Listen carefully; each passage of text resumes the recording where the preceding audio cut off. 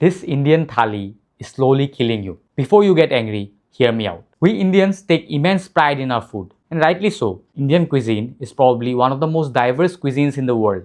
But here's the uncomfortable question. If our diet is so healthy, why are obesity, diabetes, fatty liver, and cardiovascular diseases becoming so common around us? Look around you. Protruding bellies have become common. Pre-diabetes has become normal. Taking medications in your 40s has become normal. So, what exactly is going wrong? Today, I'm going to discuss the main problems with the Indian diet and more importantly, suggest ways on how to fix them. Problem number 1 is calorie rich but nutrient deficient. Take a look at any typical Indian meal. Rice, roti, dal, bhaji, sabji. Maybe some protein in a small quantity if you're lucky. Most of the plate contains carbohydrates and to make matters worse, they are cooked in a generous amount of oil and ghee. Protein, the most important macronutrient, which keeps our hunger in control, is treated as a side dish rather than the centerpiece of the meal. Surveys suggest around 9 out of 10 Indians may be protein deficient. About 70 to 100% are vitamin D deficient and 1 in 2 Indians are vitamin B12 deficient. Many people end up overeating because the meal simply doesn't keep them full for long enough. This may sound strange, but it is possible to consume excess calories while still lacking essential nutrients. As a result, people may struggle with low muscle mass, fatigue, poor recovery, and poor metabolic health.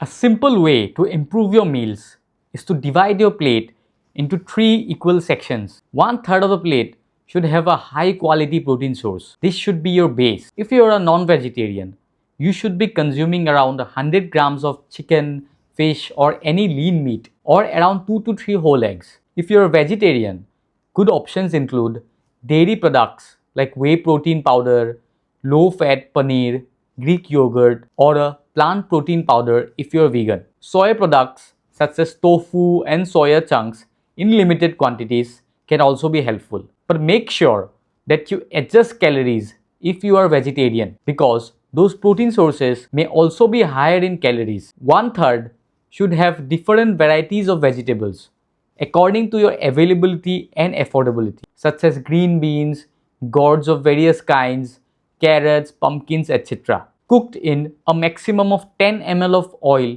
for one person. And then add your carbohydrate source in the third part. That is your rice, roti, oats, dalia, potatoes or any other source that is had in your part of the country. Problem number 2 is scare of supplements.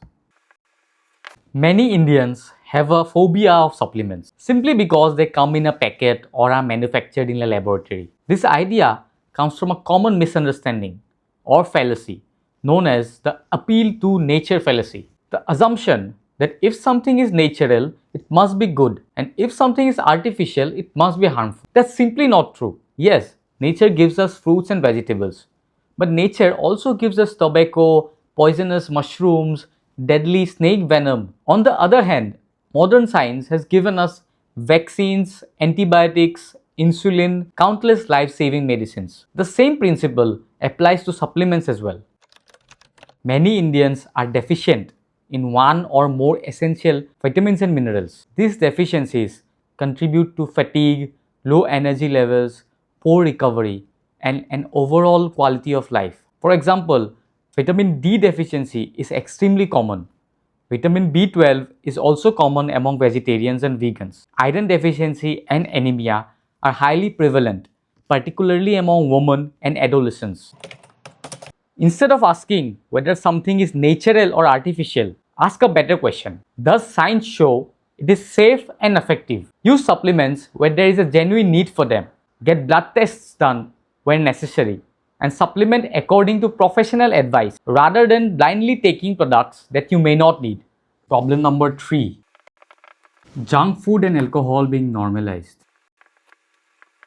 Ultra-processed snacks have become a part of daily life. Samosa, pakore, namkeen, biscuits, along with that sham ki chai. Then comes the weekend drinks, often accompanied by even more calorie-dense foods. And that is why the alcohol and the fast food industry are growing rapidly each year. Many people blame rice and roti for their weight gain, but the real problem lies in their weekends. They restrict themselves throughout the week only to splurge it all in one day. You don't need to eliminate every food that you enjoy forever. But if you can commit yourself to leaving junk food and alcohol even for a month, you'll be surprised how different you feel. Your body is the only vehicle you're going to live in for the rest of your life. Treat it like a high performance machine and give it the fuel it deserves. Better energy, better digestion, better sleep, better body composition follow much sooner than people expect. And once you experience that, you rarely want to go back. Indian food is not the enemy. The real problem lies in how it's plated. But the solution isn't complicated. Build your diet around nutrient dense whole foods. Prioritize your protein. Eat plenty of fruits and vegetables. Use supplements where there is a genuine need for them. And stop letting junk food and alcohol derail your hard work. Make these three necessary changes along with walking for just half an hour a day, and you will come back and thank me. If you found this helpful, I'll continue bringing high quality, science based, and practical advice that you can apply in real life. So, don't forget to like and share the video and subscribe this channel.